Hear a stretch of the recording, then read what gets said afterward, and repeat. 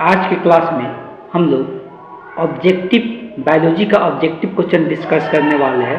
जितना भी important question होगा और इससे रिलेटेड क्वेश्चन बनने वाले क्वेश्चन को डिस्कस किया जाएगा। और ये एक ही पार्ट में कंप्लीट नहीं होने वाला है, ये लगातार चलते रहेगा। ये रिवीजन के तौर पर ये स्टार्ट किया गया है। अगर आप इसका सारे पार्ट देखते हैं तो आप आसानी से बायोलॉजी में 35 में 35 ऑब्जेक्टिव क्वेश्चन में ला सकते हैं।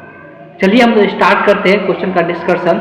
सबसे पहला हम लोग क्वेश्चन लेंगे जो 2024 में पूछा हुआ क्वेश्चन है। सबसे पहले हम 2024 का पूछा हुआ क्वेश्चन ही डिस्कस करने वाले हैं। सबसे पहला क्वेश्चन लेते हैं।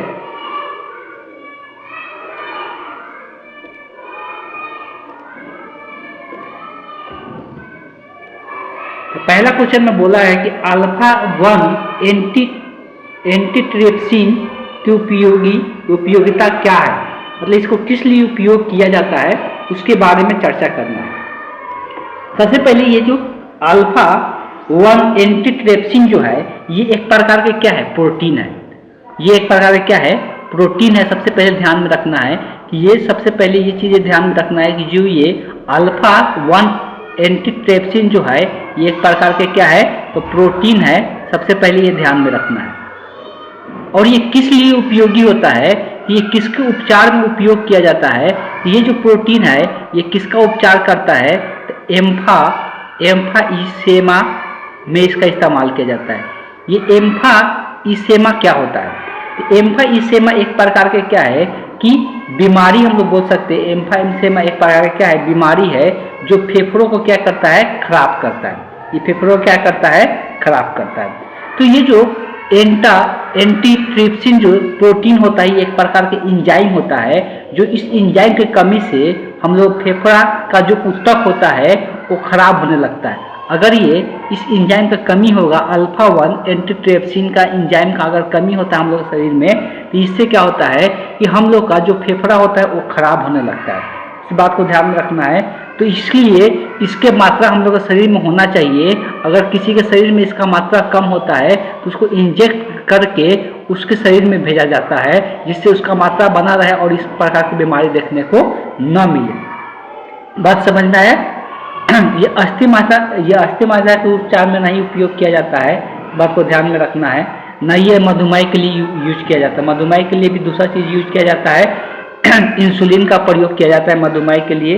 इसके बारे में हम लोग भी बुक में भी चर्चा किए हुए हैं। ये फेफड़ा से रिलेटेड बीमारी होता है, इस बात को ध्यान में रखना। उसी को उपचार के लिए ये एंजाइम का प्रयोग किया जाता है। एंजाइम क्या होता है, एक प्रकार के प्रोटीन होता है। ये सभी को पता होना चाहिए। फेफड़ा में होने वाला कैंसर बीमारी, तो ये सब चीज़ों का ये इलाज करने में निदान सिंपल समझना है कि इसके कमी के कारण ही क्या होता है, हम लोग को एम्फाइसेमा देखने को मिलता है, जो फेफड़ा के एक प्रकार की बीमारी होता है। फेफड़ा के ऊतक को क्या करता है, ये खराब करता है। बात समझ में आ गया। ये कीटनाशक वगैरह के रूप में ये इस्तेमाल नहीं किया जाता है। तो ये हम लोग पहला क्वेश्चन डिस्कस किए। चलिए चलते हैं नेक्स्ट क्वेश्चन पे। 2 नंबर जो क्वेश्चन है, चाहे हिंदी में हो चाहे इंग्लिश में हो, दोनों में नाम सेम ही लिखा हुआ है। ऐसे दोनों लैंग्वेज में हम क्वेश्चन रख रहे हैं कि कोई दूसरे भाषा वाला भी हो तो उसको कोई दिक्कत ना हो समझने में।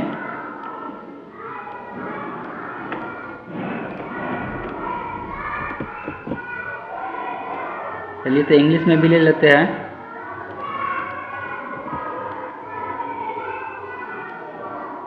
यहाँ पर बात किया जा रहा है न्यूक्लिक अम्ल का प्रवर्धन।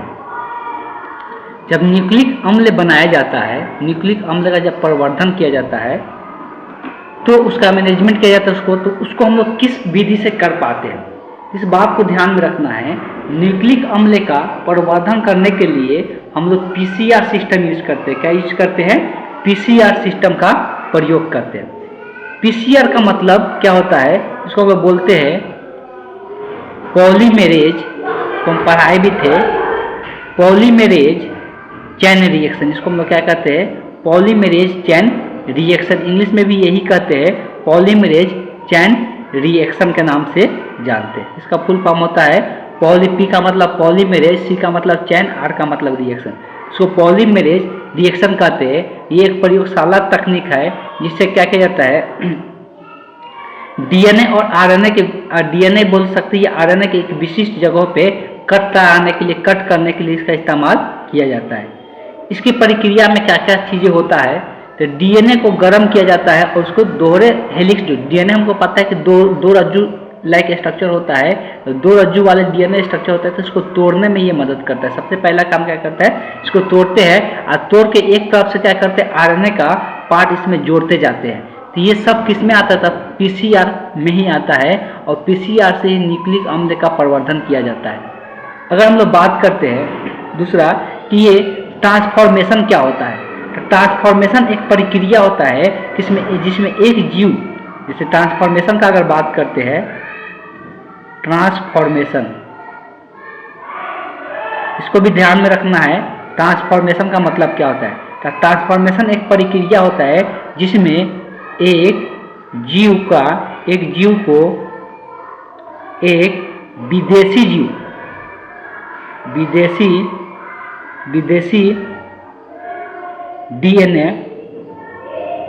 डीएनए के साथ बदल दिया जाता है। इसका मतलब क्या है, बदल दिया जाता है? इसका सिंपल मतलब ये है कि जो एक विदेशी, मान लो कि एक जीव है, मान लो कि यहाँ के इंडिया का ही कोई जीव है, इसको हम चाहते हैं कि इसमें विदेशी गुण आ जाए, तो विदेशी वाले जीव का डीएनए के साथ क्या किया जाता है, बदल दिया जाता है। तो उसी को हम लोग क्या कहते हैं, ट्रांसफॉर्मेशन कहते हैं। और दूसरा एक शब्द आता है क्या, तो दूसरा शब्द आता है ट्रांसफेक्शन एक शब्द आता है। ट्रांसफेक्शन का मतलब क्या होता है, ट्रांसफेक्शन का मतलब होता है कि जिसमें एक जीव, इसको भी लिखना चाहते हैं लिख सकते हैं, जिसमें एक जीव को एक विदेशी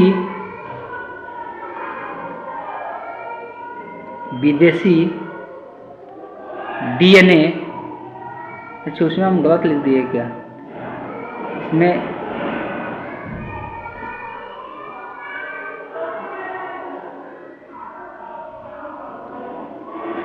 विदेशी डीएनए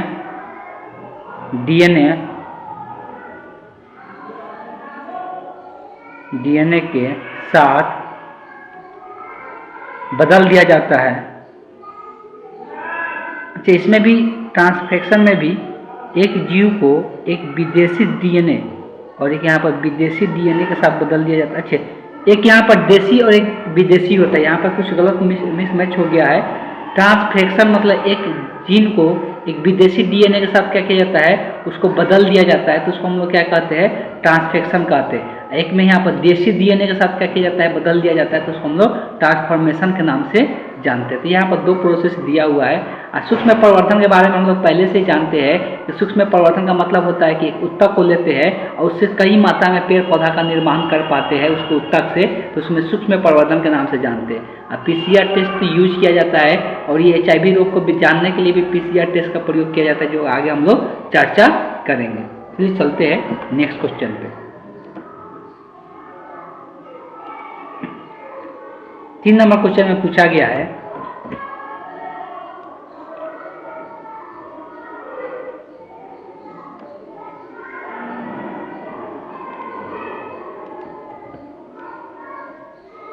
किस पीएच पर बेसिलस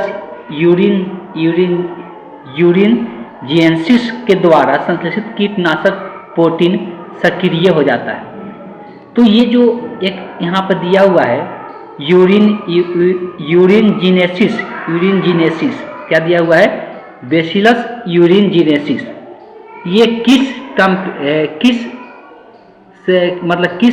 बोल सकते हैं किस पदार्थ पे, मतलब कौन सा बिलियन में क्या हो जाता है, तो ये सक्रिय हो जाता है। तो ये चीज़ यहाँ पर पूछा जा रहा है।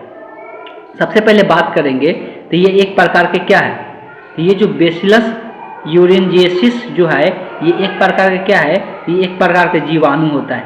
जीवाणु मतलब बैक्टीरिया होता है, एक प्रकार का क्या होता है, ये बैक्टीरिया होता है। और ये एक कीटनाशक प्रोटीन का संश्लेषण करता है, और ये क्या करता है, तो ये कीटनाशक प्रोटीन का संश्लेषण करता है, कीटनाशक प्रोटीन का निर्माण करता है।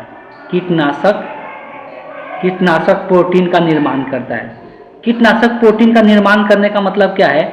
कीटनाशक प्रोटीन का निर्माण करता है जिससे कीटों को क्या किया जा सकता है? मारा जा सकता है। कीटनाशक प्रोटीन का निर्माण करता है जिससे कीटों को क्या किया जा सकता है? मारा जा सकता है। तो ये कीटों को मारने में मदद करता है। लेकिन ये एक्टिव कब होता है? सक्रिय कब होता है? ये सक्रिय कब होता है? तो ये सक्रिय होता है कौन सा विलयन में? ये सक्रिय होता है क्षारीय विलयन में। कौन सा विलयन में? क्षारीय पीएच के मान पर ये सक्रिय होता है, अदरवाइज ये एक्टिव नहीं होगा, ये डिसएक्टिव हो जाएगा, मतलब ये पैसिव हो जाएगा, एक्टिव नहीं होगा। तो ये एक्टिव कब होता है? तो जब इसको कौन सा विलयन मिलता है? क्षारीय विलयन मिलता है, तब ये एक्टिव होता है। इस बात को ध्यान में रखना है। इसी पर ये सक्रिय होकर क्या करता है? तो ये कीटों को खत्म करता है। जैसे कीटनाशक जो होता है, कीट जो होता है क्या करता है? पेड़ पौधों को नुकसान पहुंचाता है। तो इसके मदद से क्या हो पाता है कि कीटों को खत्म किया जाता है। ये प्राकृतिक तरीका हुआ कीटों को खत्म करने के लिए। अदरवाइज हम लोग कीटों को मारने के लिए हम लोग क्या करते हैं? रसायन का पदार्थ का प्रयोग करते हैं, जो कि बहुत ज़्यादा हानिकारक होता है। हम लोग रसायन पदार्थ का प्रयोग ना करके इससे हम लोग कीटनाशक प्रोटीन का प्रयोग कर सकते हैं, जो एक जीवाणु से निकलता है। और कौन सा जीवाणु से निकलता है? तो बैसिलस यूरिनजिनेसिस बैक्टीरिया से, जीवाणु से ये प्रोटीन का संश्लेषण होता है, निर्माण होता है। इस बात को ध्यान में रखना है। इस तरह से इस क्वेश्चन का जो ऑप्शन होगा, option B is the correct option इसका हो जाएगा। ये चलते हैं नेक्स्ट क्वेश्चन।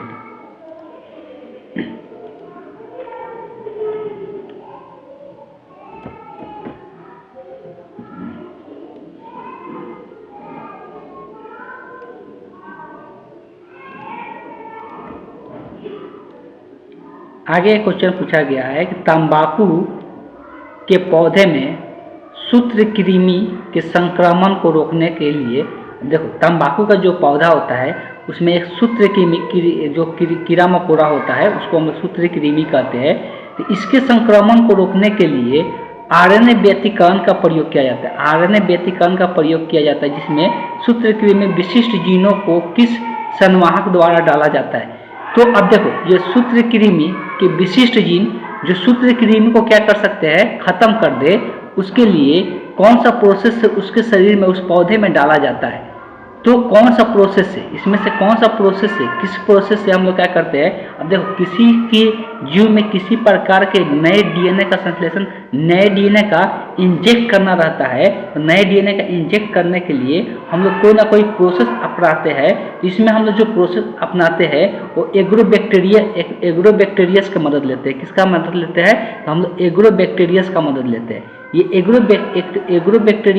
एग्रोबैक्टीरियम जो लिखा हुआ है ये एक जीवाणु है, एक बैक्टीरिया है। ये क्या है? एक प्रकार के जीवाणु है जो पौधों के साथ सहजीवी का संबंध बनाता है, मतलब पौधों के शरीर पर रहकर वो अपने आप को जीवित रखता है।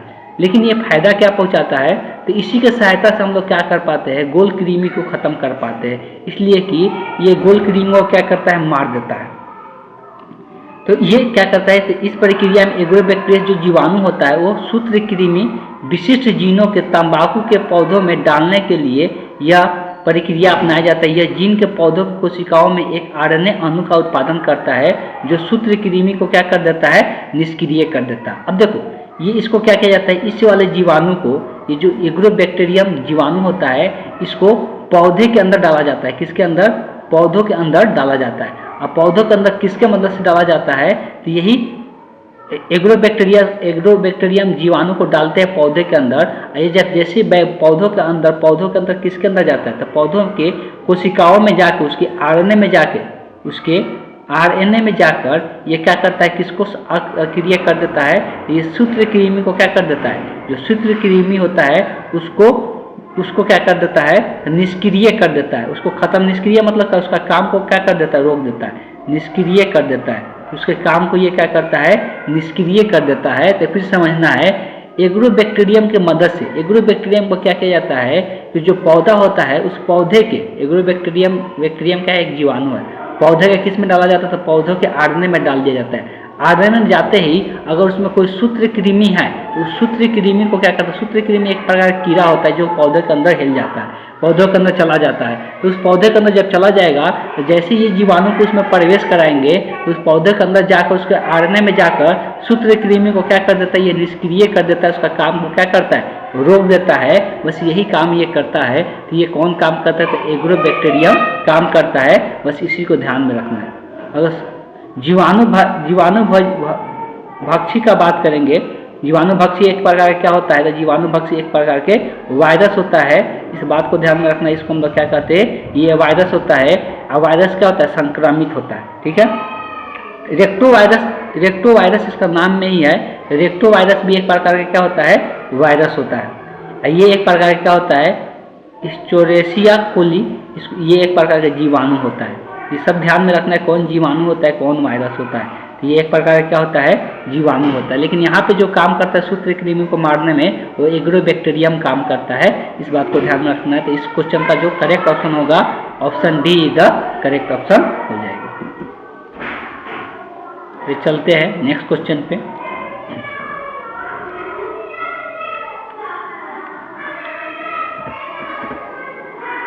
अब ये बहुत सा सिंपल सा क्वेश्चन पूछा हुआ है कि भारत में बासमती चावल के कितने किस्में पाए जाते हैं। भारत में बासमती चावल के कितने किस्में पाए जाते हैं, तो ये बताए भी थे। और इसको याद भी रखना है कि भारत में अगर बासमती चावल कितने किस्में पाए जाते हैं पूछा जाता है, इसका आंसर क्या हो जाएगा, 27 हो जाएगा। भारत में टोटल बासमती चावल के कितने किस्में हैं, तो 27 है। बस यही याद रखना है, इसमें और कुछ नहीं है। तो चलते हैं नेक्स्ट क्वेश्चन की ओर।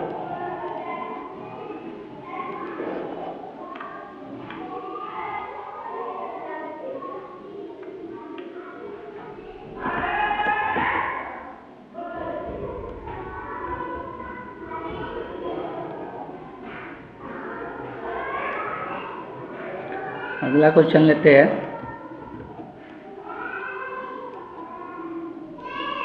अगला जो क्वेश्चन है क्या पूछ रहा है कि निम्नलिखित में से कौन संगठन जीएम अनुसंधान संबंधित कार्यों को वैधानिकता और जीएनएमजीओ को सन्निवेश की सुरक्षा पर निर्णय लेती है।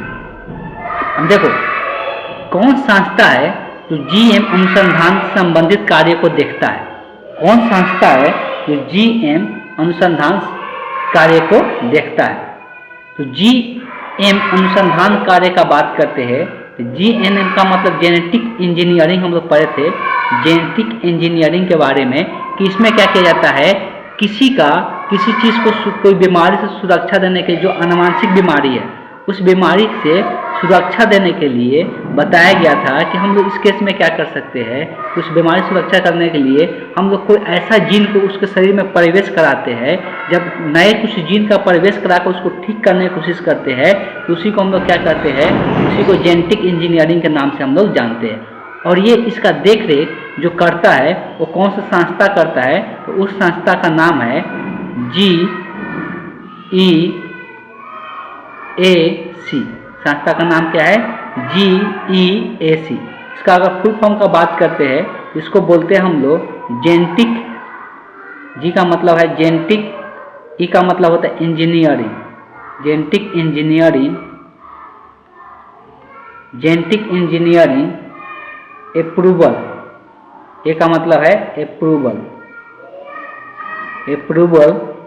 सी का मतलब होता है कमेटी, अप्रूवल कमेटी, यही इसको देख रेख करता है। इसका मुख्य कार्य वही है कि इसको अनुमति देता है। ये क्या करता है कि जेनेटिक इंजीनियरिंग पर कार्य करने का अनुमति देता है। उसका सुरक्षा का देख रेख भी जरूरी होता है, सुरक्षा करता है, देख रेख करता है, कोई इसमें कोई ऐसा कोई गलती ना करे। और ये भी देख रेख करता है कि इससे पर्यावरण का कोई नुकसान नहीं पहुंचना चाहिए। तो ये सब इसका देख रेख करता है। विज्ञान और प्रौद्योगिकी विभाग तो ये क्या काम करेगा, साइंस और टेक्नोलॉजी, जो टेक्नोलॉजी आज में साइंस में जो टेक्नोलॉजी यूज किया जा रहा है उसको देख रेख ये करता है। जय प्रौद्योगिकी मतलब क्या होता है, जियो में टेक्नोलॉजी, जो जियो का आजकल जो टेक्नोलॉजी आ चुका है, जियो में नए ऐसा टेक्नोलॉजी आया हुआ है कि हम लोग ऐसे जियो को बीमारी से बचा सकते हैं। बहुत सारे नए टेक्नोलॉजी आ चुका है, तो उसके बारे में देख रही है करता है। इसी प्रकार कुछ संस्था का नाम दिया हुआ है, लेकिन यहाँ पे जो कार्य करता है वो GEAC का कार्य करता है, जो जेनेटिक इंजीनियरिंग अनुसंधान में इसको देख रेख करने का काम ये करता है। ये चलते हैं नेक्स्ट क्वेश्चन की ओर।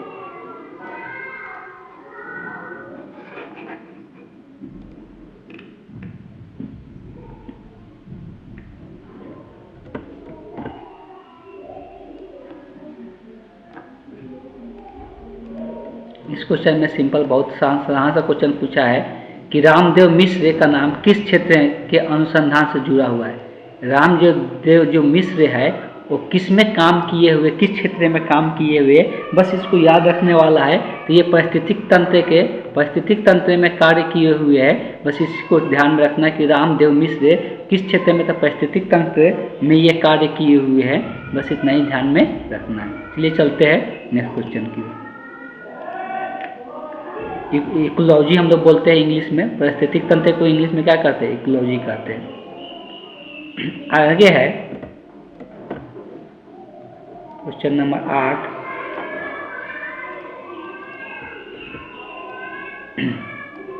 देखो अब यहाँ पर दिया है HIV में किस कोशिका पर आक्रमण करता है। HIV जो रोग होता है, बीमारी होता है, जो वायरस से होने वाला बीमारी है HIV, जो कि ये सबसे खतरनाक बीमारी भी माना जाता है। इसमें इंसान मर ही जाता है, डेथ हो जाता है इंसान का। तो ये जो HIV बीमारी है ये कौन सा कोशिका पर आक्रमण करता है, ये कौन सा कोशिका पर आक्रमण करता है, इस बात को ध्यान में रखना है। तो अगर ऐसा क्वेश्चन पूछेगा ये कौन सा कोशिका पर आक्रमण करता है, तो HIV बीमारी जो होता है ये जो है वायरस वाला बीमारी होता है, जिसके बारे में डिटेल बहुत एक्सप्लेनेशन भी किया गया है। ये T हेल्पर कोशिका पर आक्रमण करता है। T हेल्पर कोशिका,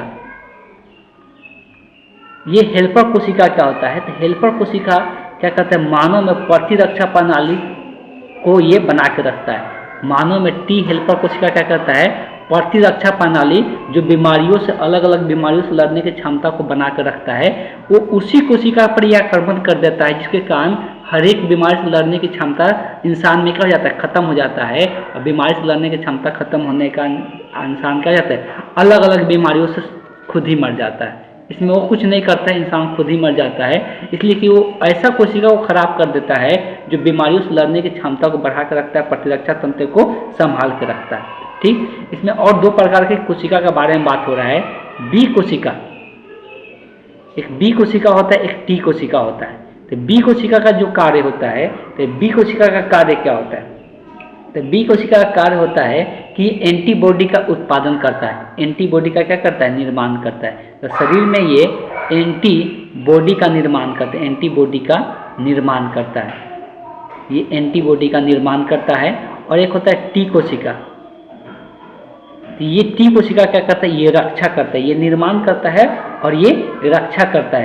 तो ये वायरस या अन्य रोग जनकों से क्या करता है, तो सिंपल लिख सकते हैं इसको कि रोग जनकों से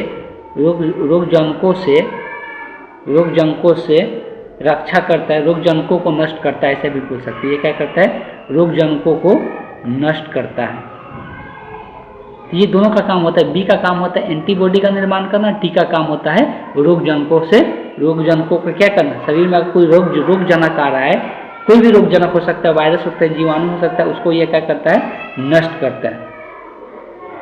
और अगर इसका बात करते हैं, एक और है इपिथेलियम। इपिथेलियम का बात करेंगे तो इपिथेलियम का काम क्या होता है, तो इपिथेलियम का काम होता है शरीर के बाहरी और आंतरिक अंगों के परतों को बनाने में काम करता है। बाहरी परत और आंतरिक परत को बनाता है। क्या करता है ये, बाहरी तथा आंतरिक परतों को बनाता है, ये बाहरी और आंतरिक परत को बनाने में मदद करता है। ये चलते हैं नेक्स्ट क्वेश्चन पे। तो अगर अगला क्वेश्चन लेते हैं, अगला क्वेश्चन में बोला गया है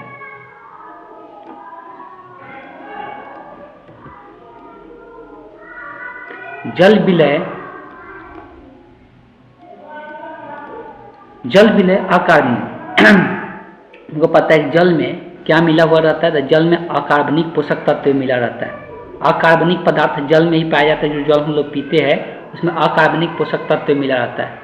तो मृदा के पोषक तत्वों में परिवेश क्या कहलाता है? यही जो जल में अकार्बनिक पोषक तत्व होता है ये बाद में किस में चला जाता है? मिट्टी में जाकर मिल जाता है। इसके मिलने के प्रोसेस को हम लोग क्या कहते हैं? इसके मिलने के प्रोसेस को हम लोग निक्षालन के नाम से जानते हैं। किस नाम से जानते हैं? निक्षालन के नाम से जानते हैं। तो जल के अकार्बनिक पोषक तत्व को मृदा में मिलने का प्रवेश करने का प्रोसेस को हम लोग क्या कहते हैं? निक्षालन कहते हैं। तो इस प्रक्रिया को हम लोग क्या कहते हैं? निक्षालन कहते हैं। तो याद रखना है, निक्षालन का मतलब होता है कि जल से अकार्बनिक पोषक तत्व मृदा में प्रवेश करना निक्षालन कहलाता है। इसको लिखना चाहते हैं लिख सकते हैं, जल से, तो चलिए याद रखिए कि जल से अकार्बनिक पोषक तत्व मृदा में प्रवेश करना ही क्या कहलाता है? निक्षालन कहलाता है। खंडन किसको कहते हैं? जब कोई बड़ा पदार्थ टूट के छोटे छोटे पदार्थों में ब्रेक डाउन होता है, टूटता है, तो उसको हम लोग खंडन के नाम से जानते हैं। अपचय किसको कहते हैं? तो जब कोई जीव विघटित होता है, जब कोई जीव टूटता है छोटे छोटे चीज़ों में, जैविक पदार्थ जब सूक्ष्म जीवों में तोड़ा जाता है, इसे वो बोल सकते हैं जैविक पदार्थ। जैविक पदार्थ जब जो भी जैविक पदार्थ होता है उसको सूक्ष्म कणों में तोड़ा जाता है, सूक्ष्म जीवों में तोड़ा जाता है, तो उसको अपचय के नाम से जानते हैं। ह्यूमिफिकेशन क्या होता है?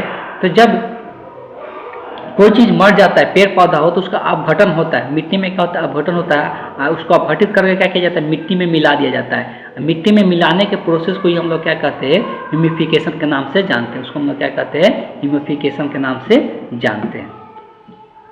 ठीक है, तो आज की क्लास में हम टोटल कितने 9 क्वेश्चन किए हैं। ऐसे ही हम लोग क्वेश्चन का डिस्कस करेंगे और हर एक क्वेश्चन को इस प्रकार से डिस्कस करेंगे उससे एक क्वेश्चन से 2-4 क्वेश्चन का आंसर पता चल जाए। किससे क्वेश्चन चेंज करके भी दे तो आप लोग आसानी से आंसर उसका बता सके।